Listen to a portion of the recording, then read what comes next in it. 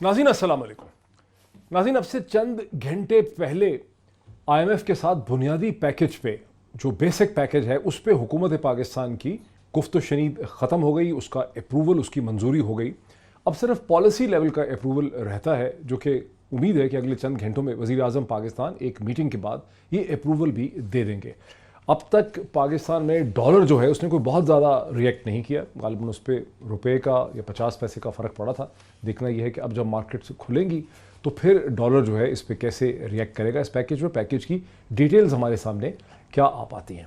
अगर एक तरफ यह है हुकूमत की IMF के साथ एक डील कंक्लूड होती है, तो दूसरी तरफ IMF के इस पूरे प्लान को इम्प्लीमेंट करने का जो एक बहुत बड़ा इदारा फेडरल बोर्ड ऑफ रेवेन्यू है, उसके चेयरमैन शब्बर ज़ैदी साहब की तैनाती के हवाले से फेडरल बोर्ड ऑफ रेवेन्यू के अंदर भी और अपोजिशन की जमातों की तरफ से भी बहुत शदीद रद्द-ए-अमल हो रहा है। जहां बहुत से लोग ये एग्री करते हैं कि शब्बर ज़ैदी एक बहुत ही कॉम्पिटेंट प्रोफेशनल है, बहुत तजर्बाकार आदमी है, बहुत रिस्पेक्टेड एक प्रोफेशनल है, वहाँ बहुत ज़्यादा रेजिस्टेंस भी है, कॉन्फ्लिक्ट ऑफ इंटरेस्ट की बात भी हो रही है जिसमें अपोजिशन भी है। और फेडरल बोर्ड ऑफ रेवेन्यू की अपनी जो ऑफ इनलैंड रेवेन्यू सर्विस है, वो भी उसको अदालत में इस मसले को चैलेंज, इस इशू को चैलेंज करने की बात कर रही है। इसी पे बुनियादी तौर पे हमारी आज की डिस्कशन होगी और अपोजिशन जो कुछ कह रही है। लेकिन एक चीज़ नाज़रीन, इससे पहले कि अपने गेस्ट को मैं इंट्रोड्यूस करूं, मैं ईरान के हवाले से, खित्ते के हवाले से सिर्फ दो जुमले कहना चाहता हूं कि अमेरिका ने एक अनप्रेसिडेंटेड स्टेप में, जो बहुत ही गैर मामूली स्टेप है, B-52 तैयारों को कतर में उदीद एयरबेस के ऊपर और साउथ वेस्ट एशिया में, वेस्ट एशिया में कहा जा रहा है, एक और जगह पे गालिबन अबू धाबी में प्लेस कर दिया है। और ख़ित्ते में बहुत ही ज़्यादा टेंशन पाई जाती है। अमेरिका का ये कहना है कि ईरान की तरफ से ख़तरा है, बज़ाहिर ईरान की तरफ से कोई ख़तरा था नहीं। ज़्यादा इस ख़तरे का इजहार है कि अमेरिका और उसके इत्तेहादी, जिसमें अरब ममालिक भी हैं और इसराइल भी हैं, शायद ईरान के ख़िलाफ़ कोई फ़ौजी कार्रवाई कर सकते हैं। ये खासी क्रिटिकल सिचुएशन है जिसे हम सबको देखना चाहिए और इससे अपने आप को बाखबर रखना चाहिए। अब चलते हैं अपने गेस्ट की तरफ, अपने टॉपिक की तरफ। मुझे स्टूडियोज़ में मेरे राइट पे मुझे ज्वाइन कर रहे हैं पाकिस्तान के मुमताज़ सहाफ़ी, पाकिस्तान के प्रोमिनेंट पॉलिटिकल कमेंटेटर जनाब साबिर शाकिर साहब, very warm welcome to him. मेरे लेफ़्ट पे वज़ीर आज़म पाकिस्तान के मावन ख़ुसूसी बराए एहतसाब जनाब बैरिस्टर शहजाद अकबर साहब, जो पहले नैब में रह चुके हैं, वो मेरे लेफ़्ट पे मेरे साथ हैं। Very warm welcome to barrister साहब। और नाज़रीन, पाकिस्तान के मुमताज़ सहाफ़ी, political commentator, farmer television anchor person, editor of the Tribune group जो हैं, जनाब फ़हाद हुसैन साहब, मुझे लाहौर से वाया सेटेलाइट जो है वो ज्वाइन कर सकेंगे। अगर मैं डिस्कशन का आगाज़ आपसे कर लूँ, शहजाद अकबर साहब, आपको क्या लग रहा है कि आपकी हुकूमत जो है वो कोई मजबूत तरीके से डील कर पा रही है इस IMF की पूरी चीज़ के साथ, या अपोजिशन का जो इल्ज़ाम है, जो मरियम औरंगज़ेब साहिबा बार बार दोहरा रही हैं आज पूरा दिन, कि बहुत ही कमज़ोर हुकूमत है? डॉक्टर साहब, आपने जो नाम लिया तो उस पर मैं, और जो सवाल है उस पर मेरा पहला जो कहते हैं प्रिलिमिनरी कमेंट ये है कि मरियम औरंगज़ेब साहिबा का फॉर्मल इंफॉर्मेशन मिनिस्टर के ऊपर, इकॉनमी के ऊपर, इकनॉमिक पॉलिसी के ऊपर कमेंट करना बिल्कुल वैसे ही है जैसे अब मैं अपना आपकी सवाल के जवाब दूंगा। मेरा सब्जेक्ट नहीं है, उनका भी सब्जेक्ट नहीं है कि किस तरीके से हम कमजोर तरीके से इंफॉर्मेशन मिनिस्टर रही है, इंफॉर्मेशन मिनिस्टर। इस वक्त इस मुल्क की जो सबसे बड़ी गालिबन दूसरी आप कह सकते हैं सियासी जमात है, बिल्कुल उसमें तो कोई दूसरी दो राय नहीं है। मैं सिर्फ टेक्निकल चीज़ की बात कर रहा था कि टेक्निकल बात के ऊपर अगर मैं करूँ कि हम किसी तरीके से इकॉनमी की पॉलिसी पे वीक निगोसिएशन कर रहे हैं या स्ट्रॉन्ग निगोसिएशन कर रहे हैं, इस वक्त अगर आप सारा अटैक देखें तो मेरा नहीं ख्याल किसी स्पेसिफिक पॉलिसी के ऊपर कुछ ज़्यादा है। अटैक ज़्यादा जो हैं वो पर्सनालिटीज़ के ऊपर हैं, किसको अपॉइंट कर दिया गया, किसको हटा दिया गया, ये हमारे साथ था तो बहुत अच्छा था, इधर चला गया है तो बहुत बुरा है। अच्छा। इस तरह के कमेंट्स हैं। लेकिन अगर आप देखिए, जब निगोसिएशंस हो रही हैं वो तो दो पार्टीज़ के बीच में हो रही हैं। देखें, जब निगोसिएशंस हो रही होती हैं, मैं being part of the cabinet, मुझे उसकी पूरी तफसील का पता नहीं है because I am not part of the economic team. लेकिन जो तो अब अपोजिशन वाले उनको पता है कि कैसे नेगोशिएशंस हो रही है, ये मुझे समझ से बाहर है। फ्री फ्लोट पे, रुपये के फ्री फ्लोट पे भी एग्री कर रखा है, ये टिकट्स चल रहे हैं। फ्री फ्लोट तो जब हमारी गवर्नमेंट आई थी तो उससे पहले ही आपने देखा है कि डॉलर के ऊपर जिस किस्म की चीज़ें पहले लगी हुई थी वो हटा दी गई। अब डॉलर तो ऑलमोस्ट इस वक्त फ्री फ्लोट पे था, तो मैं नहीं समझता इस पर बहुत ज़्यादा होगा, क्योंकि ये मेरा सब्जेक्ट खैर करे। फहद हुसैन साहब, आपका एक बहुत ही दिलचस्प ट्वीट जो है वो मेरे हाथ में, अल्लाह करे प्रोड्यूसर साहब उसको स्क्रीन पे भी दिखा दें, जिसमें आपने लिखा है, the PTI economic team PACS quite a punch now, Hafeez Sheikh, Razzaq Dawood, Ishrat Hussain, Raza Baqar, Nadeem Babar, Haroon Sharif, Shabbar Zaidi, big names, big expectations, huge challenge, good luck gentleman. इस पर कोई तबसरा करेंगे, आप क्या कहना चाह रहे हैं?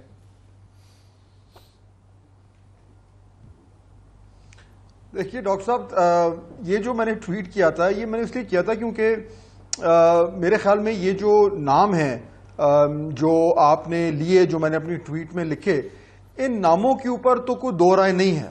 ان کی کمپٹنس، ان کا پروفیشنلزم، ان کے کریڈینشلز، ان کی اپنی فیلڈ میں سٹینڈنگ، اس میں کوئی شک نہیں ہے. اور کوئی میرا نہیں خیال ایسا شخص ہوگا پاکستان میں یا دنیا میں جو ان پر انگلی اٹھائے اور یہ کہے کہ یہ کوالیفائڈ نہیں ہے. تو یہاں تک تو یہ 7 لوگوں کو جمع کر کے میرا خیال ہے گورنمنٹ نے ایک بہت ہی اچھی ٹیم بنائی ہے. اور دیکھیں میں اصل میں اس میں ایک پہلے میں کہنے لگا تھا، آپ کو یاد ہوگا ڈاکٹر صاحب، کیونکہ میری اور آپ کی ایک ہی عمر ہے، بلکہ صابر شاکر صاحب کی بھی اور شہزاد صاحب کی بھی، میرا خیال ہے ایک ہی ایج گروپ کے مور اور لیس. ایک فلم تھی میگنیفیسنٹ 7، کنٹمپریریز کہتے ہیں اس کو انگریزی میں. پہلے تو میں لکھنے لگا تھا یہ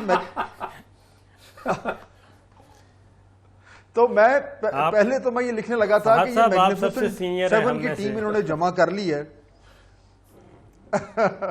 تو لیکن میں نے کہا کہ شاید وہ میگنیفیسنٹ بننے کے لیے ان کو اکانومی کو ٹھیک کرنا پڑے گا. چیلنج یہ ہے کہ اس وقت جو صورتحال ہے اس میں سے نکلنا جو ہے وہ تقریباً ناممکن سا ہے جب تک کہ یہ کڑوی گولی ہم نہ کھائیں. وہ کڑوی گولی آنے والی ہے.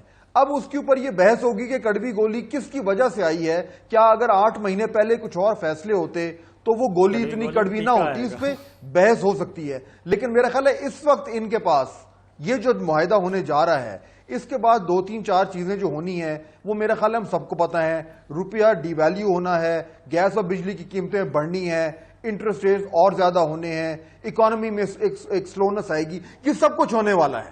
تو وہ اس میں آپ جس مرضی شخص کو بھی لے آئیں، 2 3 مہینے میں عوام کی چیخیں نکلنے والی ہیں. اچھا، عوام کی چیخیں نکلنے والی ہیں. صابر شاکر صاحب، جو گزشتہ کئی دنوں سے جو روپیہ 140 41 42 پہ تھا، بائی اینڈ لارج کہیں اسٹیٹ بینک انٹروین نہیں کر رہا تھا. تو اور بہت سے جو ہمارے اکانومسٹ ہیں، جو بینکر ہیں، جو کاروباری شخصیات ہیں، جو ٹریجریز کو ڈیل کرتے ہیں، جیسے عقیل کریم دیدی ہیں، ان سب کا یہ کہنا تھا، ایون سابق فائنانس منسٹر کا یہ کہنا تھا کہ ایک ایکویلیبرم میں ہے. روپی اس وقت اب اوور ویلیوڈ نہیں ہے، روپی کسی حد تک انڈر ویلیوڈ ہے. اور روپی پہ پل اگر ہوگا تو پھر اسپیکولیشن سے ہوگا.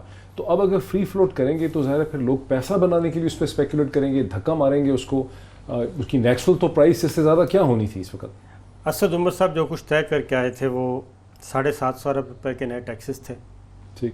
اور یہ روپے کو فری چھوڑنا تھا. اچھا، اس پہ کسی روپے کو فری چھوڑنے پہ اسد عمر نے ایگری کر لیا تھا؟ جی ایگری کیا تھا. فری فلوٹ پہ؟ جی ہاں بالکل، اس پہ فری پہ کر کے آئے تھے. مجھے تو کسی بندے نے کہا کہ ہم لوگوں نے یہ ایگری کیا تھا کہ ہم ایک مینیجڈ مارکیٹ، نہیں وہ فری فلوٹ نہیں ہے. فری فلوٹ کی ٹرم نہیں تھی، مجھے کسی نے بہت ہی اعتماد سے بتایا تھا. وہ میرا خیال ہے کہ فرسٹ اسٹیپ پہ کوئی 152 روپے پہ جانا ہے، اس کے بعد 160 روپے پہ جائے گا. 2 اسٹیپس ہیں اور اس کو فری چھوڑا جائے گا. یہ وہ 2 بنیادی شرائط تھیں. 750 فری ارب چھوڑنے سے حاصل کیا کرنا چاہتا ہے آئی ایم ایف؟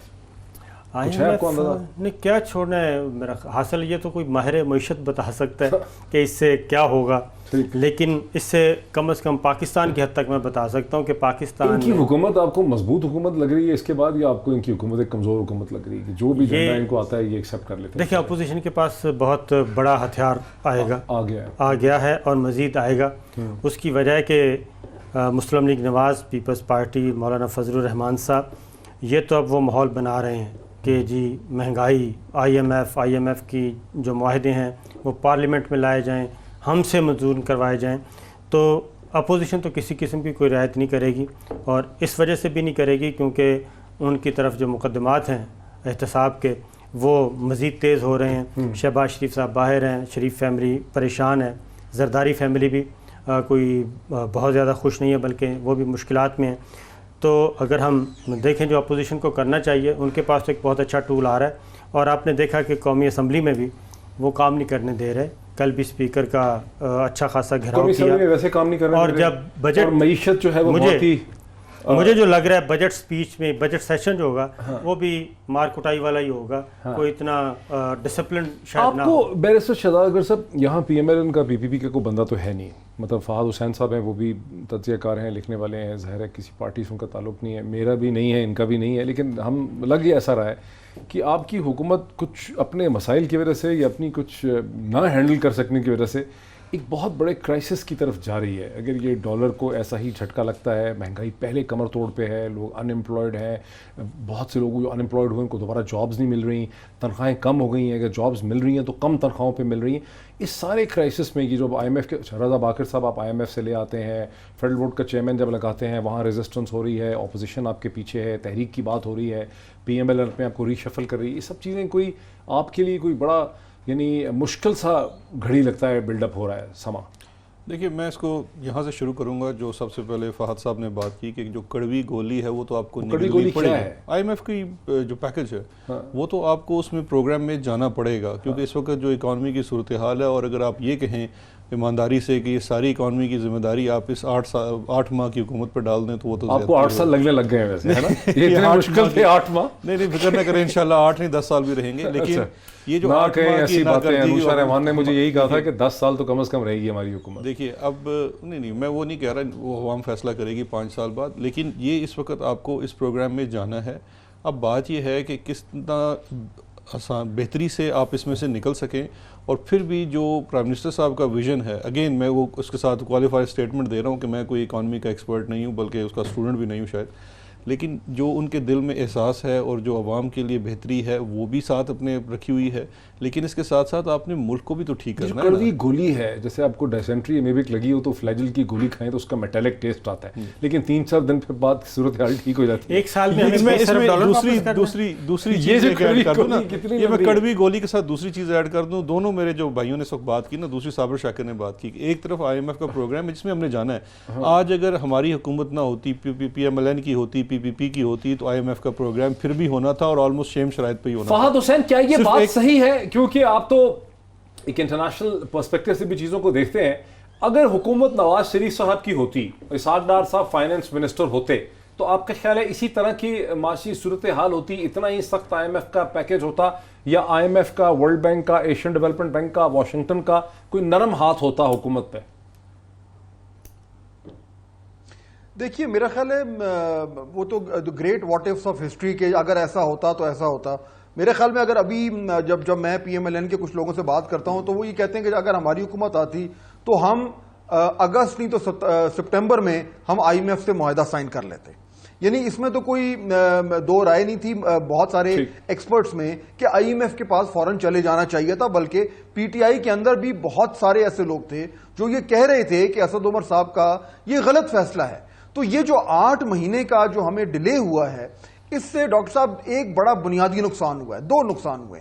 پہلا تو یہ کہ جو اپروچ لی گئی 8 مہینے میں آئی ایم ایف کو ڈیلے کرنے کے لیے, اس سے ایک تو انسرٹنٹی بڑھی, اس انسرٹنٹی سے جو آپ کا انویسٹمنٹ کلائمیٹ ہے وہ خراب ہوا, اور تیسرا جو اپروچ لی گئی اس سے کہ ہم نے اکانومی کو, اس سے اکانومی سلو ہو گئی. آپ نے ٹرانزیکشنز ختم کر دیے, انٹرسٹ ریٹ بڑھا دیے, اور سب لوگوں نے پیسے پہ ہاتھ روک لیا. اس سے مزید ایک جو ہے صورتحال خراب ہوئی, کیونکہ اکانومی کانٹریکٹ کر گئی. یہ وہ سارے فیصلے ہیں جو پی ٹی آئی کی گورنمنٹ نے لیے, اور اگر اس کی جگہ شاید کوئی اور ہوتا, پی ٹی آئی کا کوئی فائنانس منسٹر اور ہوتا یا پی ایم ایل این کا ہوتا, اور وہ اگر یہ فیصلے نہ کرتا تو اور اسی وقت آئی ایم ایف کے پاس چلا جاتا, تو شاید حالات اس ٹائم یہ مختلف ہوتے. یہ رائے ہے جو اس ٹائم مختلف اکنامک ایکسپرٹس جو ہے وہ ہمارے سامنے رکھتے ہیں.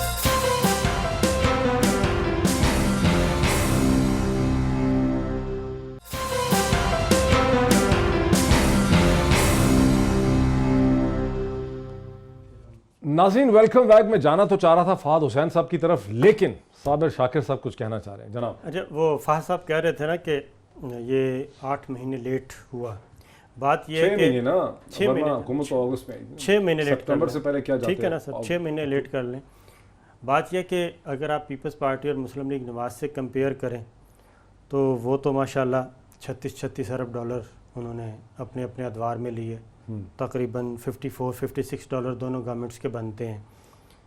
ان کے لیے تو یہ ایک عام پریکٹس ہے نا کہ ٹھیک ہے قرضے آپ نے لے لیے, پچھلے اتارنے اور لے لو. انہوں نے بھی لے لیے نا, 3 بلین لے لیا سعودی عرب سے. انہوں نے تو قرضے اتارے ہیں, اور میرٹ پہ اگر بات کریں آپ, انہوں نے تو قرضے لے کے سود اتارا ہے, اب تک یہ سود اتار رہے ہیں. اور 100 بلین تو ہمیں دہیج میں ملا، مزید سود اتارنا ہے. وہ بھی یہی ٹھیک ہے، ان کا بھی یہی ایکسکیوز ہوگا نا. نہیں میں بہت بتا رہا ہوں نا سر، پی ایم ایل این کا بھی یہی ایکسکیوز ہوگا. نہیں سر کوئی ایکسکیوز نہیں ہے نا. پی پی پی قرضے چڑھا کے آپ دیکھیں نا کہ جب پیپلز پارٹی نے گورنمنٹ سنبھالی اس وقت ملک پہ کتنا قرضہ تھا؟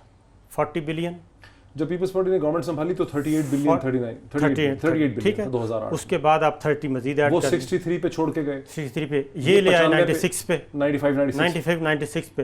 تو یہ تو مقابلہ کر رہے ہیں نا. تو دوسری بات یہ ہے کہ پھر کہاں لے کر جائیں گے، اب یہ بھی تو دیکھنا پڑے گا. پھر اگلی بات آئی ایم ایف 136 اس سے زیادہ کڑی شرائط اس وقت عائد کی. آئی ایم ایف نے واضح طور پہ، امریکہ نے آئی ایم ایف کو وارن کیا کہ اس طرف نہیں جانا. ادھر سے انڈیا تشریف لاتا ہے، انڈیا بھی کہتا ہے کہ جناب بالکل نہیں، ان کو کسی قسم کا بیل آؤٹ پیکیج نہیں دینا. ادھر نریندر مودی کہتا ہے کہ ہم نے دیکھا ان کو پاکستان کو اس حالت میں لا کھڑا کیا ہے کہ یہ کشکول لیے پھر رہے ہیں. یہی سوال ویسے میں نے نا فہد حسین صاحب سے پوچھنے کی کوشش کی تھی. فہد، آپ نہیں سمجھتے کہ یہ حکومت کو امریکہ تھوڑی سی سزا بھی دے رہا ہے؟ کیونکہ یہ ایک ایسی حکومت آ گئی ہے پاکستان کے اندر سے، پنڈی اسلام آباد کے درمیان سے، کہ جو امریکہ کو پسند نہیں ہے. وہ پچھلی حکومت کسی حد تک ان کی ناز برداری وہ کرتے تھے، ان کے اوپر ہلکا ہاتھ رکھتے تھے، ان کو سختی سے ڈیل کر رہے ہیں. یہ حکومت وایا واشنگٹن نہیں نہ آئی، وایا واشنگٹن نہیں نہ آئی ہے. میرا خیال ہے کہ ڈاکٹر صاحب میں اس سے آپ سے پارشلی ڈس ایگری کروں گا، کچھ حد تک اگری کروں گا. اگری میں یہ کروں گا کہ امریکہ کا پاکستان سے اس ٹائم جو تعلقات ہیں وہ بہت ہی کشیدہ ہیں، برے ہیں. اس طرح کے تعلقات بڑا عرصہ ہو گیا ہے کہ اتنے خراب نہیں تھے، اور اس کا بالکل براہ راست رشتہ ہے ان ٹرمز اینڈ کنڈیشن سے جو آئی ایم ایف ہمیں دے رہا ہے. اگر جب ہمارے تعلقات امریکہ سے بڑے اچھے ہوتے ہیں تو آئی ایم ایف کا ہاتھ لہجہ تھوڑا نرم ہوتا ہے اور ہاتھ تھوڑا ہولا ہوتا ہے، اس میں تو کوئی شک نہیں ہے. لیکن یہ جو حالات کشیدہ ہیں امریکہ سے، اس میں میرا خیال ہے پی ٹی آئی کی گورنمنٹ یا نون لیگ کی گورنمنٹ کا کوئی زیادہ ہاتھ نہیں ہے. یہ پاکستان کی جو جیو اسٹریٹجک معاملات ہیں، جس طریقے سے افغانستان میں اس ٹائم معاملات چل رہے ہیں، علاقائی حوالے سے جو سیاسی کشمکش چل رہی ہے، اس کی وجہ سے وہ جو ڈائنامکس ہیں وہ، لیکن افغانستان میں تو فہد ہم ان کو فیسیلیٹیٹ کرنے کی کوشش کر رہے ہیں پچھلے 6-7-8 مہینے سے. دیکھیں نا، اسد عمر کا سارا کہنا یہ تھا کہ کچھ افغانستان میں ہم ان کی مدد کر رہے ہیں، اس لیے ہمیں اب نسبتاً بہتر ٹرمز اینڈ کنڈیشنز نہیں. ڈاکٹر صاحب یہ اگر میں آپ کی بات مانوں تو پھر کیا میں یہ ازیوم کروں، کیونکہ آپ میرے سے بہت بہتر جانتے ہیں کہ کیا افغانستان میں پاکستان کی پالیسی جو ہے وہ پی ایم ایل این چلا رہی تھی، کیا پاکستان کی افغانستان میں پالیسی پی ٹی آئی چلا رہی ہے؟ آئی ریسٹ مائی کیس. نہیں، وہ آپ کی بات ٹھیک ہے، وہ آپ کی بات صحیح ہے فہد صاحب. تو اس کی وجہ سے بھی تو پاکستان کو ٹائٹ کیا جا رہا ہے نا، کیونکہ پاکستان افغانستان میں امریکہ کی وہ شرائط ماننے کے لیے تیار نہیں ہے جو کہ امریکہ چاہتا ہے. امریکہ چاہتا ہے کہ پاکستان اپنے مفادات سے پیچھے ہٹے، ہم جو کہہ رہے ہیں وہ کریں. پاکستان یہ کہہ رہا ہے کہ وہاں پہ جو بھی گورنمنٹ آئے وہ وہاں کے جو لوگ ہیں ان کی مرضی سے آئے، اور پشتون بیلٹ جو ہے اس کا خاص خیال رکھا جائے. پھر انڈیا کا وہاں پہ کوئی رول نہیں ہونا چاہیے، اور کم سے کم ہونا چاہیے. بات تو وہیں کی وہیں ہے، اور پاکستان افغانستان میں امریکہ کو وہ کچھ دینے کے لیے تیار نہیں جو وہ مانگ رہا ہے. اور اسی لیے ہمیں مختلف طریقوں سے، کبھی ایسٹرن بارڈر سے، کبھی ویسٹرن بارڈر سے، کبھی امریکہ براہ راست یہ ہمارے ساتھ سلوک کر رہا ہے. اچھا، اب بیرسٹر صاحب، جو پی ایم ایل این نے اپنی ری شفل کی، بالکل آپ کی بات درست ہے، لیکن میرا نقطہ یہ تھا کہ یہ جو معاملہ ہے اس کا پی ٹی آئی کی گورنمنٹ سے کوئی تعلق نہیں ہے. نہیں، پی ٹی آئی کی گورنمنٹ سے اس طریقے سے فہد صاحب کہ امریکہ سرکار وہ چاہتی ہے، وہ خواہش رکھتی ہے کہ جو سول سیٹ اپ آئے وہ واشنگٹن کی طرف دیکھے. لیکن آپ نے دیکھا کہ یہ فرسٹ ٹائم ایسا ہوا، میرا خیال ہے جہاں تک یہ فرسٹ ٹائم ہے کہ ابھی تک پرائم منسٹر آف پاکستان کسی یورپین کنٹری میں نہیں گئے، امریکہ نہیں گئے، انگلینڈ نہیں گئے، اور ان کا سارے کا سارا چائنا وہ 2 دفعہ جا چکے ہیں، اس کے بعد ایران جا چکے ہیں، عرب کنٹریز جا چکے ہیں. لیکن وہ وہاں نہیں جا رہے جس کے بارے میں واشنگٹن کا تو یہ خیال ہے نا کہ بس چشم ما روشن دل ما شاد، ہم جو ہم کہیں گے، جو بھی اسلام آباد میں آئے گا تو سب سے پہلا سجدہ کرے گا ذرا رکے نا، ذرا رکیں. ویسے یہ اچھا کر رہے ہیں وزیر اعظم کہ واشنگٹن نہیں جا رہے، ورلڈ اکنامک فورم نہیں جا رہے، برطانیہ نہیں جا رہے. مطلب یہ کوئی ضد ہے مطلب سیکورٹی کونسل؟ اگر وہاں پہ جا کے کوئی سر جھکانا ہے، گھٹنے ٹیکنے ہیں، تو پھر جانے کا کوئی فائدہ نہیں ہے. آپ کو پہلے نیگوسیشن کرنی ہے، کوئی پازیٹیو فیلنگ پیدا کرنی ہے، کوئی انگیجمنٹ کرنی ہے. منسٹر ہیں، فائنانس منسٹر ہیں، اگر آپ نے فائنینشیل میٹرز پہ کرنی ہے وہ کریں گے. وزیر اعظم کا جانا تب بنتا ہے جب اسٹریٹجیکلی آپ کے انٹرسٹ الائن ہو. اس وقت جیسے فہد بھی کہہ رہے ہیں، کچھ جیو آپ کی اسٹریٹجک جو لوکیشن ہے، اس کی جو پولیٹکس میں جو شفٹ آ رہا ہے وہ بھی فیکٹر ہے. لیکن ایٹ دا سیم ٹائم جو بات صابر شاکر نے کی کہ یہ ایک واشنگٹن نواز حکومت نہیں ہے. عمران خان صاحب کا پہلے بھی بڑا سخت سٹانس رہا ہے کچھ چیزوں کے اوپر ورسز یو ایس، تو وہ اس چیز کی بھی سزا دی جا رہی ہے آئی ایم ایف کی نیگوسیشنز کے اندر، ٹرمز کے اندر، ایف اے ٹی ایف کے پروگرام کے اندر. یہ تمام چیزیں ہمارے سامنے ہیں.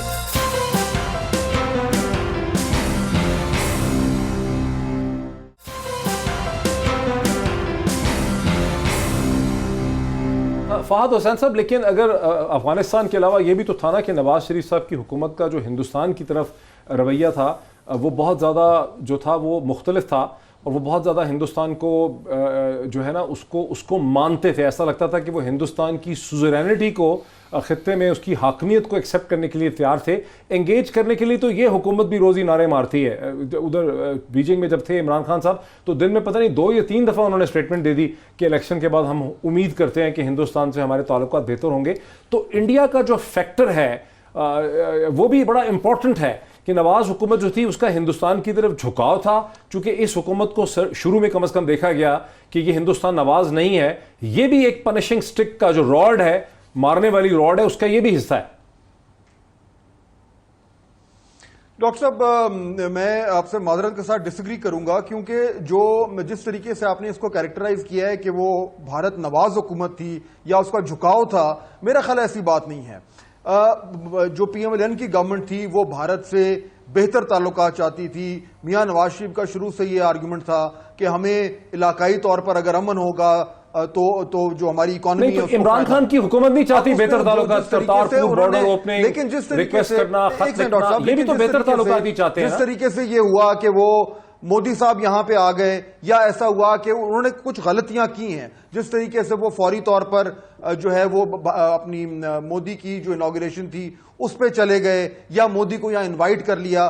میرا خیال ہے کچھ مسٹیکس ہوئی ہیں، اس میں کوئی شک نہیں ہے. لیکن یہ کہنا کہ وہ بھارت نواز تھی، یہ کیریکٹرائزیشن میرا خیال ہے درست نہیں ہوتی.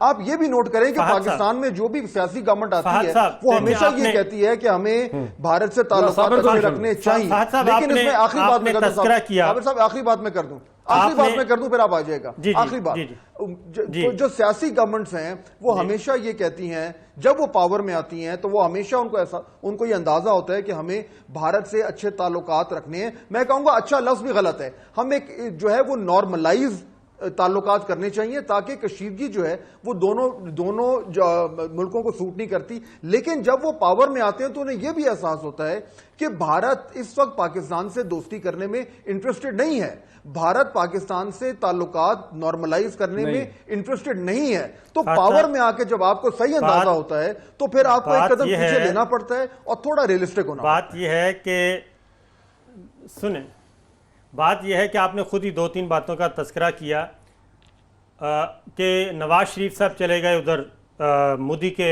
انوگریشن میں، وہ حلف وفاداری جو تھی، حلف برداری کی تقریب میں. آپ کو پتہ ہے کہ وہ کتنا شرمناک طریقے سے انویٹیشن تھا.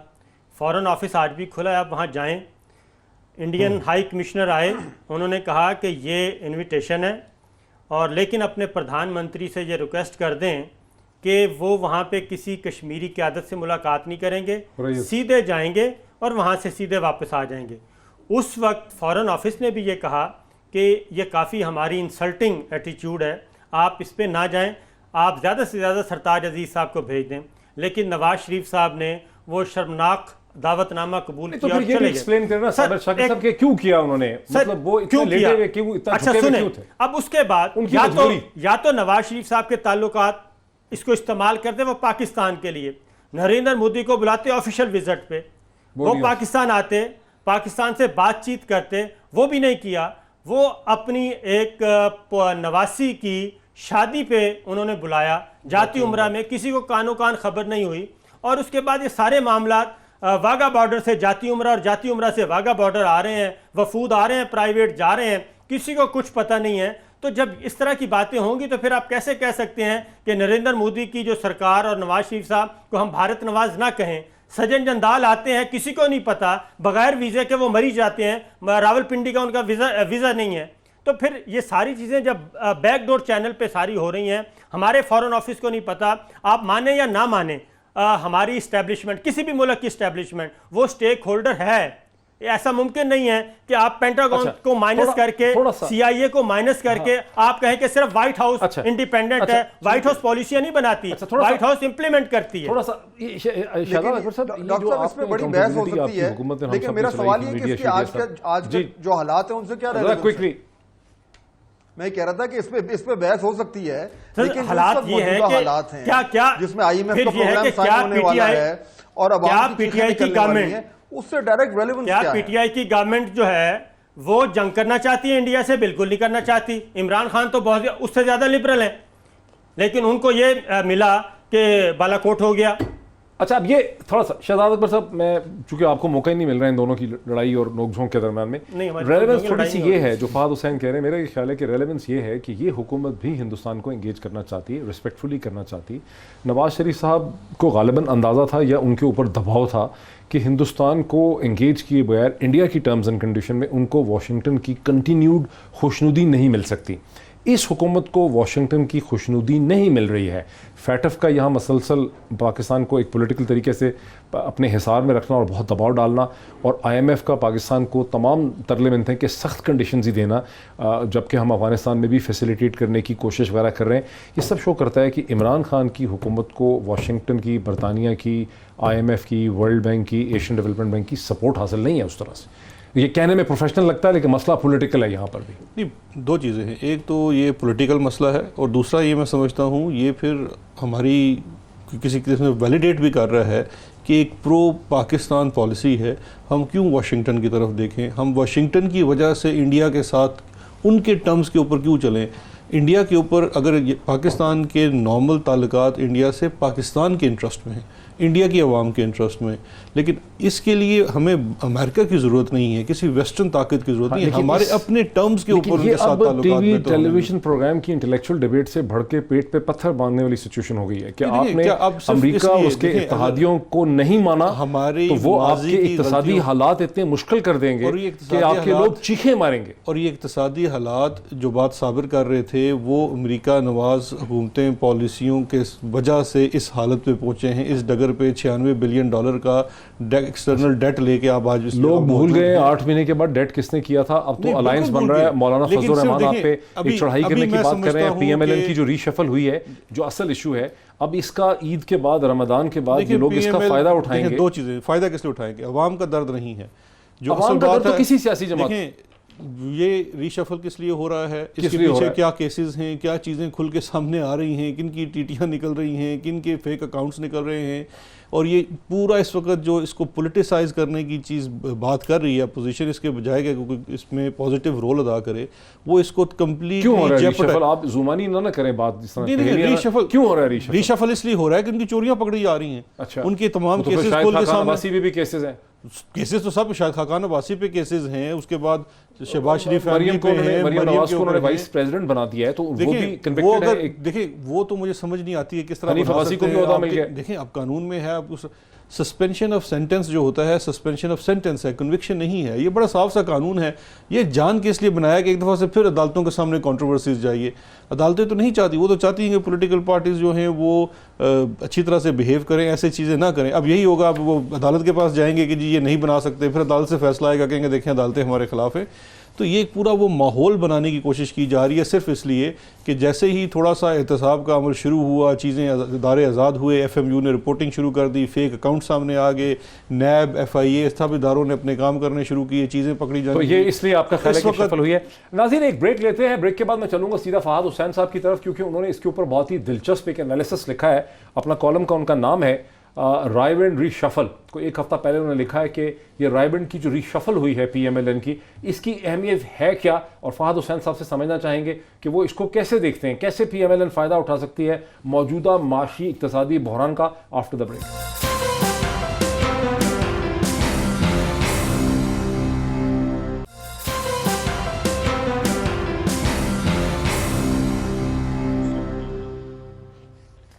ناظرین ویلکم بیک. جیسا کہ وقفے سے پہلے میں نے کہا کہ سیدھا چلیں گے فہد حسین صاحب کی طرف.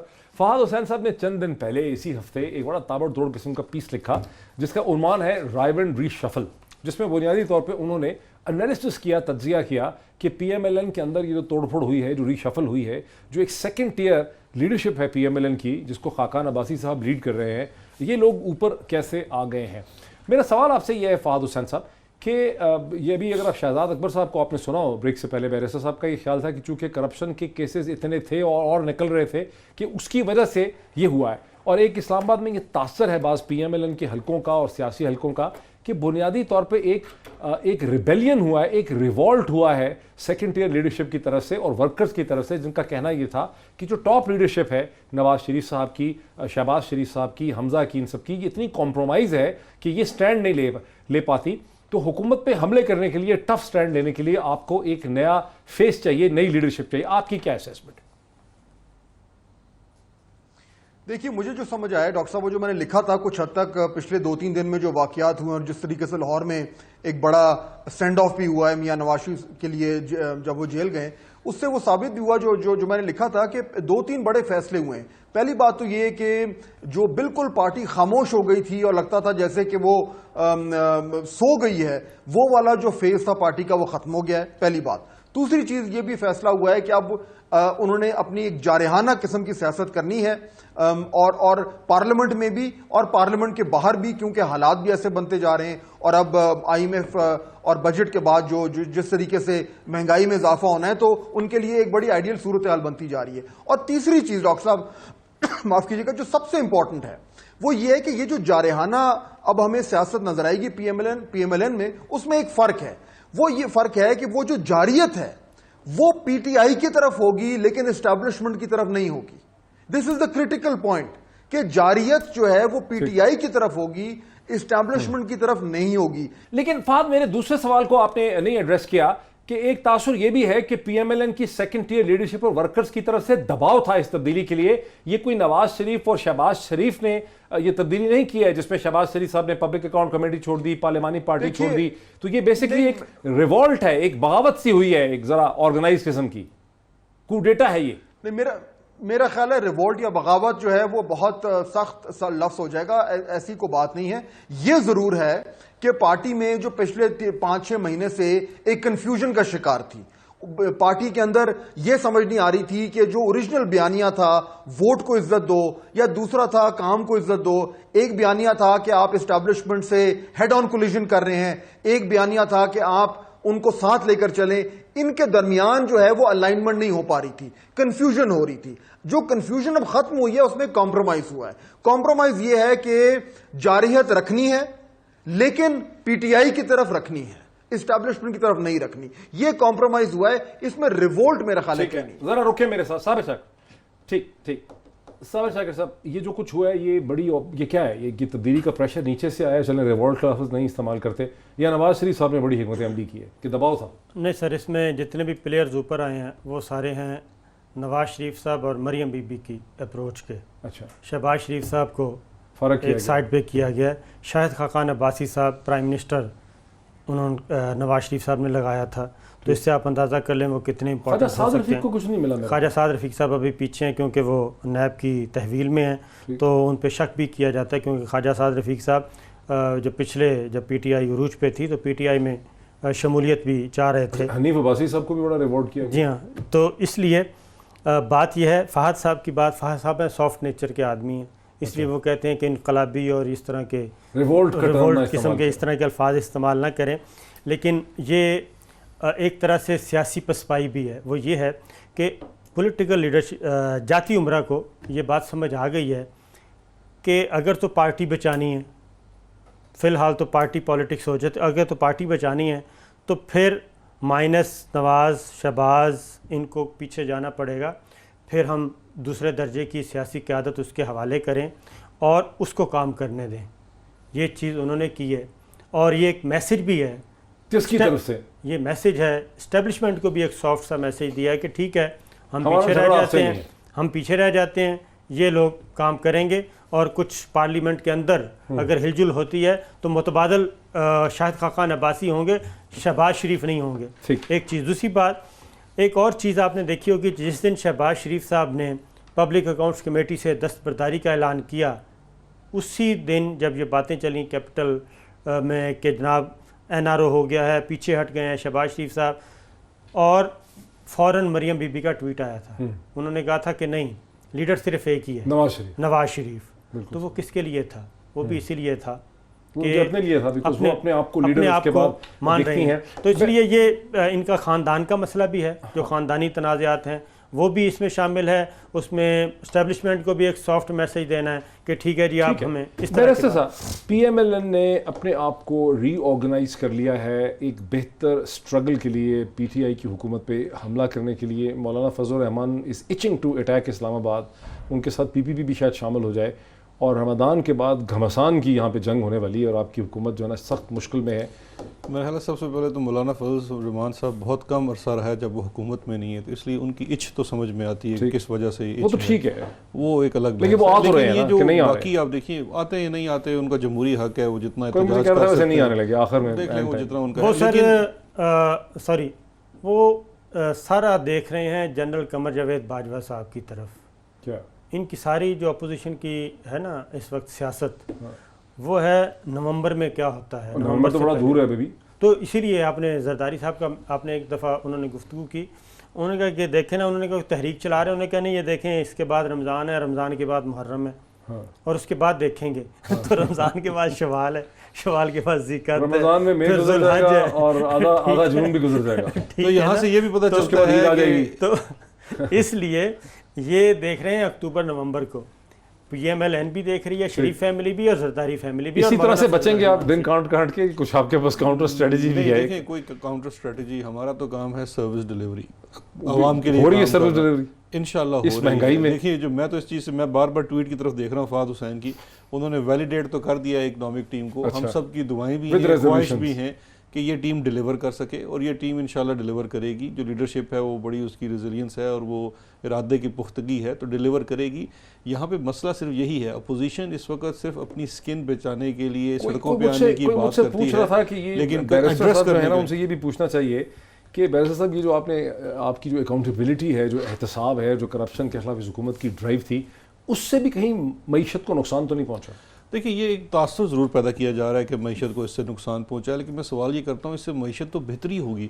اگر آپ ہوگی تو مطلب دیکھیں اگر آپ ٹیکسیشن نہیں کریں گے، چوری کریں گے، پکڑے نہیں جائیں گے، آپ کو کک بیکس دینے پڑیں گے، کمیشن دینے، تو فورن انویسٹر آپ کو دیکھیے اس وقت پچھلے 10 سال کی ہسٹری میں 36 اس وقت ہماری انٹرنیشنل آربیٹریشن چل رہی ہیں، جہاں پہ انٹرنیشنل کانٹریکٹس دیے گئے، پھر وہ ٹوٹ گئے، پھر ان کو کئی دفعہ کورٹس نے نل اینڈ وائڈ کر دیا، وہ آربیٹریشن میں چلے گئے. 100 طرح کے مسائل ہیں.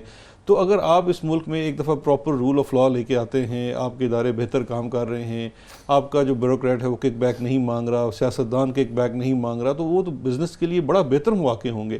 اگر آپ اس وقت FBR کی مثال لیں، اس وقت بزنس کمیونٹی کا کیا مطالبہ تھا؟ FBR کو ایک فریش بلڈ کی ضرورت ہے کہ چیئرمین تو بڑا اچھا لے آئے ہیں جس پہ اعتماد کر سکتے ہیں، اسے موقع دیجیے. جو بغاوت کا سما ہے وہ تو ہوگا نا، وہ تو ہوگا. بغاوت یہ تو ہر کسی نے اپنی تھانے داری بنائی ہوئی ہے. آپ کی تھانے داری کے اوپر میں چیلنج کروں گا، آپ کل چھریاں نکال کے میرے سامنے آ جائیں گے، ضرور اس کے اندر سے آئے گی چیزیں، لیکن اب ان کو بھی موقع دینا چاہیے. وہ پروفیشنل ہیں، اپنے پروفیشن کے ماہر ہیں، ٹیکسیشن کو سمجھتے ہیں، اور آئی ہوپ کو جس طرح سے ان کی جتنی ریپیوٹ ہے، ابھی سپریم کورٹ نے بھی ان کو ٹیکسیشن سے متعلق 3 ٹاسک فورس کے اندر ڈالا ہوا تھا ایڈوائزر کے طور پہ، تو بڑا ان کا نام ہے. آپ لیٹ ہم ڈیلیور. اچھا فہد حسن صاحب، آخری سوال اگر میں آپ سے پوچھوں، یہ فیڈرل بورڈ آف ریونیو کے حوالے سے، جہاں ان لینڈ ریونیو جو ہے وہ کہہ رہی ہے کہ ہم عدالت میں جائیں گے، اس کے افسران کہہ رہے ہیں، اور پہلے بھی علی ارشد حکیم جو ہیں وہ اسی طرح سے ان کو اسلام آباد ہائی کورٹ نے ہٹا دیا تھا. یہاں ایک بڑے انٹرسٹنگ اسٹیٹسٹکس ہیں کہ اگر آپ گزشتہ 12 پوزیشنز دیکھیں chairman federal board of revenue کی، معین الدین خان صاحب جو ہیں وہ پرائیویٹ سیکٹر سے آئے تھے، سہیل احمد ڈسٹرکٹ مینجمنٹ کے آفیسر تھے، سلمان صدیق جو تھے سیکریٹریٹ گروپ کے تھے، حیدر رضوی کسٹم کے تھے، ان لینڈ ریونیو کے نہیں تھے، بہرحال کسٹم کے تھے، علی ارشد حکیم جو ہیں وہ بھی ایک پرائیویٹ سیکٹر سے ہی آئے تھے، اس کے علاوہ طارق باجوہ صاحب بھی ڈسٹرکٹ مینجمنٹ کے تھے. تو سارے لوگ جو ہیں، اور پھر جہاں زیب خان صاحب جو ہیں وہ بھی غالباً ڈسٹرکٹ مینجمنٹ کے تھے. تو ان لینڈ ریونیو سے تو ہمیشہ لوگ آئے نہیں ہیں، تو یہ ان لینڈ ریونیو والوں نے جو کھپ ڈالی ہے، یہ بغاوت کا سما ہے، اس میں کتنی منطق اور کتنی لاجک ہے؟ 12 میں سے 6-7 تو آئے نہیں ان لینڈ ریونیو سے. دیکھیے میں تو ڈاکٹر صاحب جس طرح آپ نے میری ٹویٹ کا بھی ذکر کیا میں تو سپورٹ کرتا ہوں کہ اگر کوئی ایسا شخص ہے جس کے پاس کریڈینشلز ہیں جس کے پاس ایکسپرٹیز ہے اس کو آنا چاہیے. آپ میرے سے بہتر جانتے ہیں امریکہ میں جو سسٹم ہے اس میں کس طریقے سے جو بیسٹ اینڈ دا برائٹسٹ ہیں ان کو وہ پولیٹیکل سسٹم میں لے کے آتے ہیں, ان سے کام کرواتے ہیں. تو اس میں تو کوئی معاملہ نہیں ہے. جہاں پہ تھوڑا مسئلہ ہوا ہے میرے خیال میں کہ یہ جس طریقے سے اپوائنٹمنٹ ہوئی ہے اس کو تھوڑا سا ہوم ورک کر لینا چاہیے تھا. یہ لیگل ایشو جو سامنے آ رہے ہیں یہ کوئی ڈھکی چھپی بات تو نہیں تھی, اس کو پہلے سے ورک آؤٹ کر کے اور پھر اس نام کو سامنے لانا چاہیے تھا. تھوڑی سی جلد بازی ہو گئی حکومت سے جس کی وجہ سے یہ تھوڑا کرائسس کھڑا ہو گیا ہے. کل کو اگر یہ جلد بازی ہو گئی, وقت ہمارا بالکل اچھا ختم بھلا ہو گیا. اپوائنٹمنٹ ہے تینوں میرے گیسٹ کا اس بہت پر شکریہ. فیصلہ میں آپ کے اوپر چھوڑتا ہوں اس پروگرام کی ڈسکشن کا. وقت ہمارا ختم ہو گیا. بہت شکریہ. کل آپ سے ملاقات ہوتی ہے. Thank you so much.